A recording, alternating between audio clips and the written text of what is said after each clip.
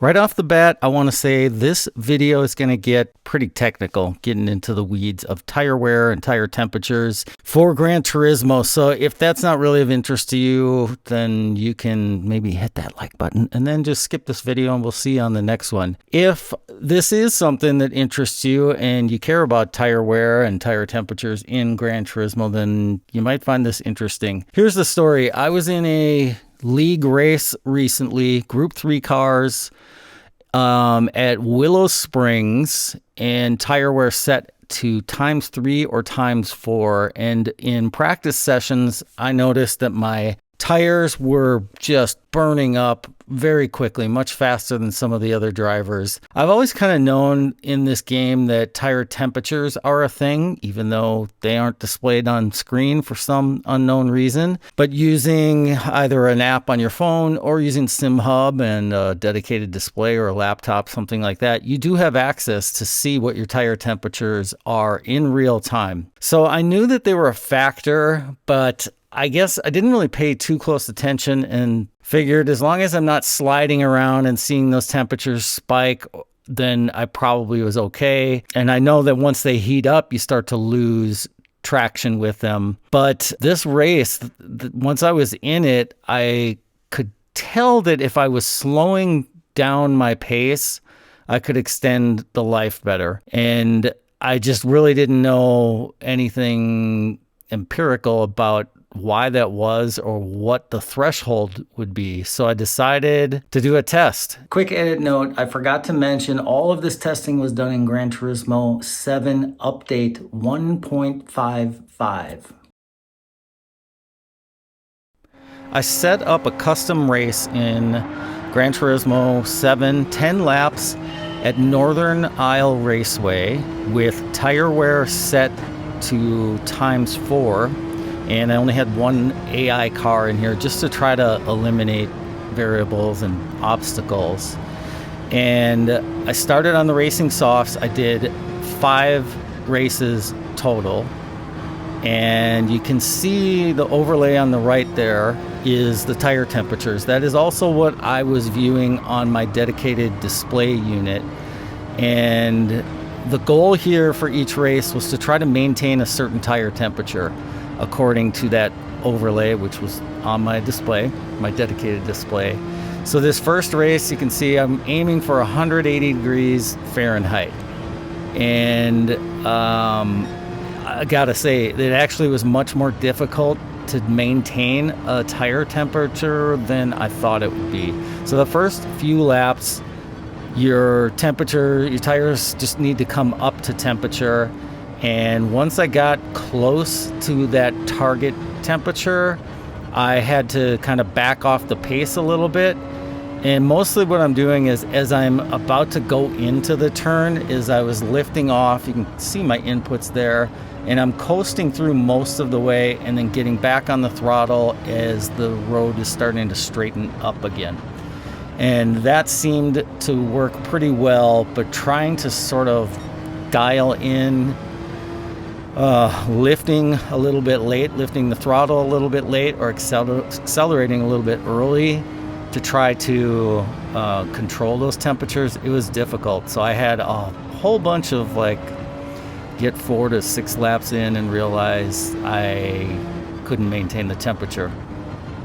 Another interesting observation is once I got the tires to a certain temperature, so if I was shooting for 180 degrees Fahrenheit and I got to 84 or 83, trying to get them to dip back down to 180, just a few degrees, was difficult because they hold that temperature. So the only way to really get them to cool again is you have to kind of drastically change that conservative driving and really go conservative till they start to dip.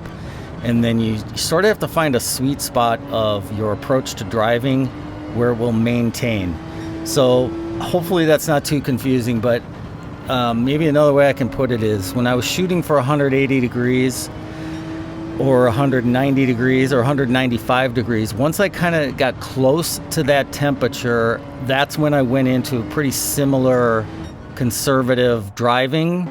And that helped maintain it. If I pushed a little too hard and it got over, then it was just a a mess and I had to restart. I restarted many times. So now I'm going into the next race and trying to get 185 degrees Fahrenheit. I am not going to show you all of my laps around this track because that'll get extremely boring. It kind of was doing this. But you'll notice in the lower left-hand corner, I'm capturing the tire wear. And what we're going to do here after I get through all of these races is I composited screenshots of the tire wear with a label of what the temperature was. So we'll be able to kind of look and see with racing softs what the temperature effect was on the tire wear. And if we can maybe learn some patterns from that. Here we are. This is the last racing soft test I did. So I went 185, 180, 185, 190, 195, and 200. Then I moved on to racing mediums and pretty much did the same thing. This was getting a little bit easier, and it seemed maybe a little easier to maintain the tire temperatures in the mediums. But I did have some restarts on here too. So again, that was at 180. Now we're going to jump to a target of 185. Even though I only had the one AI car in here, I occasionally had to interact with that car. Thankfully, it wasn't too bad. I would either maintain my speed and try to just, stay ahead here or let him cut underneath. What was funny is I'm not sure what tires that AI car was on, but he was pitting somewhere around lap 7. So it wasn't too much interference, but it was a little bit of a factor.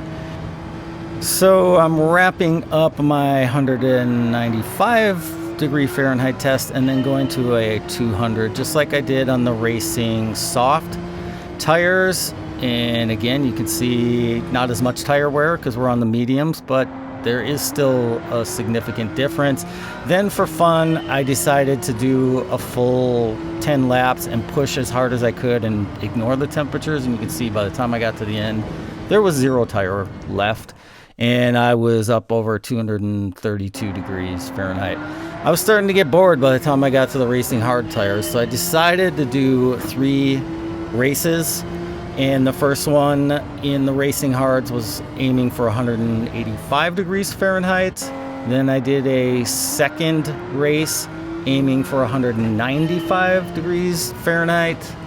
And then the last one was basically push as hard as I can and ignore the tire temperatures and trying to save it. And even though I'm on racing hards, the difference in tire wear compared to the other tests was still obvious and significant, even on the hard tires.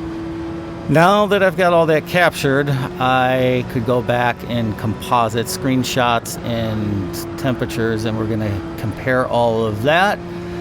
This is a pretty boring test. I think the biggest challenge, like I said earlier, was just trying to maintain any of those specific tire temperatures. So let's take a closer look now at these screenshots with temperatures and analyze this further.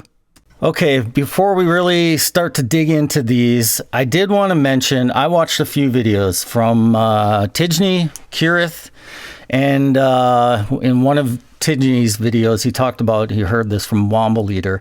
There were a couple of temperatures that had been thrown out. In Tijni's video, he mentioned a couple of times that roughly around 90 degrees Celsius was where this drop-off was. Kirith, I don't think ever mentioned a temperature. And then Womble Leader, when I watched his, it looked like he was in the high 80s, maybe 88 degrees Celsius is where he felt like the bigger drop-off was.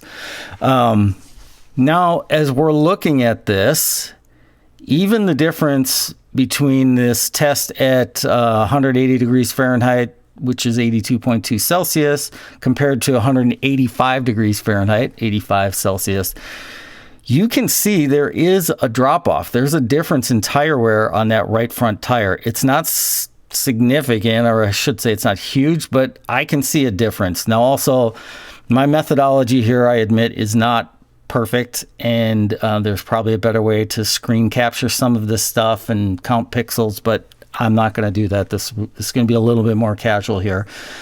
But you can see now, comparing the 185 degrees Fahrenheit, 85 Celsius to 190 degrees Fahrenheit, 87.8 Celsius, there's a big drop off there. So we're not even at that 90 degrees mentioned by Tidney or the 88-ish. We're right about there, which Womble Leader had mentioned. And then when we compare, we go over to the 195 degrees Fahrenheit, 90.6 degrees Celsius. There's a bigger drop off there still. But what I found interesting is as we bump up another 5 degrees Fahrenheit to 200 and 3.3 degrees, or I guess that's less than 3 degrees Celsius, there's another big drop off. So to me, what this looks like is that it is not just a threshold where your tire wear is now increased. It seems like it is maybe exponentially worse the hotter it gets over a certain temperature. So maybe there's a curve where you hit this threshold of 87.8 Celsius and now it's a much bigger drop off, but maybe there's also another drop off, or it is a slope where your temperature is increasing the wear even greater. At least that's what it looks like to me. Here we're going to go to the mediums, and we see something similar happening here. The 180 to 185, I see a difference. It's not huge. I can actually see it more so on the right rear.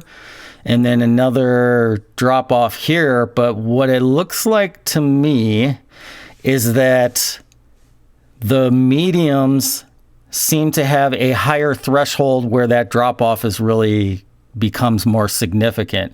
So if it was 87.8 degrees Celsius on the softs, to me this looks like it's closer to this 195 degrees Fahrenheit, 90.6 degrees Celsius, where there's a bigger drop off. And then it doesn't seem to be quite as big of a drop off there. You can tell burning the tires up and kind of going crazy. This 210 was a guess. It probably was higher, but we completely burned the tires off. So going, pushing as hard as you can and ignoring tires and ignoring the tire squeal, that is a massive difference. So we're at what, maybe 60% tire left when maintaining 200 degrees Fahrenheit, 93.3 Celsius. Over this 210 mark, maybe 215 mark, it's completely gone. So that's a huge, huge change. And then we'll look at the racing hards here. The similar test, like I said earlier, I started just losing my attention span here to do this test and keep looping that track over and over and over again. So from 185, I also at this point figured the temperature threshold was probably higher the harder the compound. So we went with 185 versus 185 degrees Fahrenheit, 85 Celsius compared to 195 degrees Fahrenheit and 90.6 degrees Celsius. There's a drop off. It's not much, but compared to just pushing as hard as I could, there's a massive drop off.